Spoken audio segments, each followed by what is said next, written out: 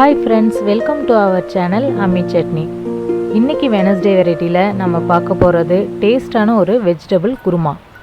இந்த வெஜிடபிள் குருமா இட்லி தோசைக்கு சப்பாத்திக்கு பூரிக்கெலாம் கூட ரொம்பவே நல்லாயிருக்கும். இந்த வெஜிடபிள் குருமாவில் ஸ்பெஷல் இன்க்ரீடியன்ட்ஸ்லாம் போட்டு செஞ்சுருக்கிறதுனால நல்ல ஃப்ளேவரோட ரொம்பவே நல்லாயிருக்கும். ஸோ வீடியோவை ஸ்கிப் பண்ணாமல் ஃபுல்லாக பாருங்கள். இப்போது இந்த சூப்பரான வெஜிடபிள் குருமாவை எப்படி செய்கிறதுன்னு தொடர்ந்து பார்க்குறதுக்கு நம்மளோட அம்மி சட்னி சேனலை சப்ஸ்கிரைப் பண்ணிவிடுங்க.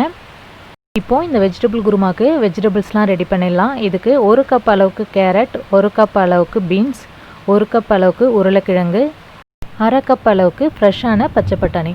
குருமாவுக்கு காய்கறியெல்லாம் இது மாதிரி சின்ன சின்னதாக கட் பண்ணி வச்சுக்கலாம்.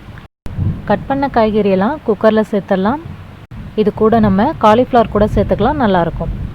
இப்போது காய்கறி வேகிறதுக்கு தேவையான அளவுக்கு மட்டும் தண்ணி சேர்த்து தேவைக்கேற்ப உப்பு சேர்த்து ஒரு விசில் வச்சுக்கலாம்.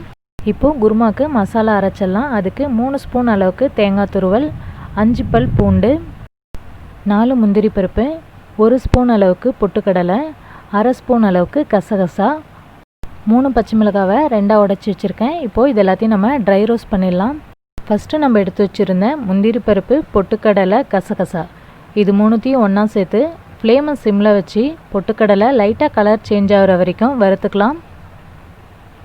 இப்போது இதெல்லாம் வறுபட்டுடுச்சு, இறக்கிடலாம். இதே வானலே நம்ம எடுத்து வச்சுருக்கிற பூண்டு பல்லையும் பச்சை மிளகாயும் 2ஆக கட் பண்ணிவிட்டு லைட்டாக வதக்கிக்கலாம்.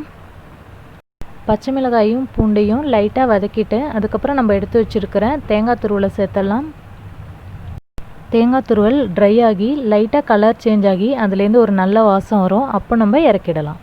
இப்போது இது எல்லாத்தையும் ஒரு பிளேட்டில் சேர்த்து அது ஆறுனதுக்கப்புறமா தேவையான அளவுக்கு தண்ணி சேர்த்து பேஸ்ட்டாக அரைச்சி எடுத்துக்கலாம். மசாலா ரெடி ஆகிடுச்சு. தாளிப்புக்கு 1 கப் அளவுக்கு பெரிய வெங்காயத்தை கட் பண்ணி வச்சுக்கலாம். 15 பல் நாட்டு பூண்டு, பச்சை மிளகாவை 2ஆக கீறி வச்சுக்கலாம். 2 தக்காளியை சின்ன சின்னதாக கட் பண்ணி வச்சுக்கலாம். கூடவே 1 ஸ்பூன் அளவுக்கு இஞ்சி பூண்டு விழுது, தாளிப்புக்கு தேவையான பிரிஞ்சி இலை, பட்டை, கிராம்பு. தாளிப்புக்கு தேவையான 2 ஸ்பூன் அளவுக்கு சமையல் எண்ணெய் சேர்த்துக்கலாம். எண்ணெய் சூடானதும் எடுத்து வச்சுருந்த பிரிஞ்சி இலை, பட்டை, கிராம்பு இது எல்லாத்தையும் சேர்த்து அதுக்கப்புறமா கட் பண்ணி வச்சுருக்கிற வெங்காயத்துலேருந்து பாதி அளவுக்கு மட்டும் சேர்த்துட்டு வெங்காயம் லைட்டாக வதங்கினதுக்கப்புறமா அரைச்சி வச்சுருந்த இஞ்சி பூண்டு விழுதை சேர்த்துடலாம். இப்போது இஞ்சி பூண்டு விழுதோட பச்சை ஸ்மெல் போகிற வரைக்கும் நல்லா வதக்கிட்டு அதுக்கப்புறமா எடுத்து வச்சுருந்த மீதி வெங்காயத்தையும் பூண்டையும் சேர்த்து நல்லா வதக்கிக்கலாம்.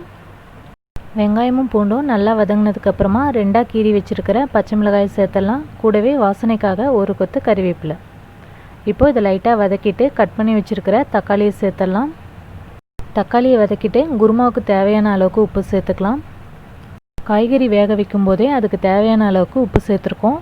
அதனால் இதுக்கு தேவையான அளவுக்கு மட்டும் இப்போது குறைவாகவே உப்பு சேர்த்துக்கலாம். தக்காளி நல்லா வதங்கிடுச்சு. இப்போ குருமாவுக்கு தேவையான மசாலா பவுடர்லாம் சேர்த்துடலாம். இதுக்கு 1/2 ஸ்பூன் அளவுக்கு மஞ்சள் தூள், 1 ஸ்பூன் அளவுக்கு வெறும் மிளகாய் தூள், 1 ஸ்பூன் அளவுக்கு மல்லித்தூள். இப்போது இது எல்லாத்தையும் நல்லா மிக்ஸ் பண்ணிவிட்டு மிளகாய் தூளோட பச்சை ஸ்மெல் போகிறதுக்காக லைட்டாக வதக்கிக்கலாம். இப்போ இதில் நம்ம அரைச்சி வச்சுருந்த மசாலா பேஸ்ட்டையும் சேர்த்து நல்லா கலந்து விட்டுக்கலாம்.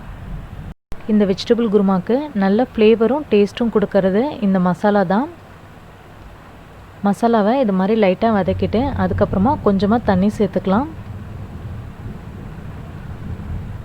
இப்போ மசாலாவை நல்லா மிக்ஸ் பண்ணி விட்டுட்டு இது ஒரு கொதி வந்ததுக்கப்புறமா நம்ம வேக வச்சுருந்த காய்கறியெல்லாம் சேர்த்துடலாம்.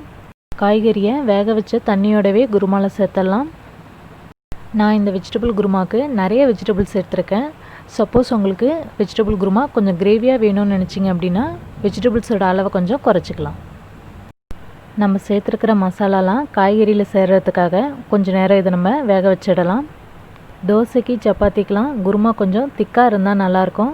அதனால் குருமா கொஞ்சம் திக்கானதுக்கப்புறமா நம்ம இறக்கிடலாம்.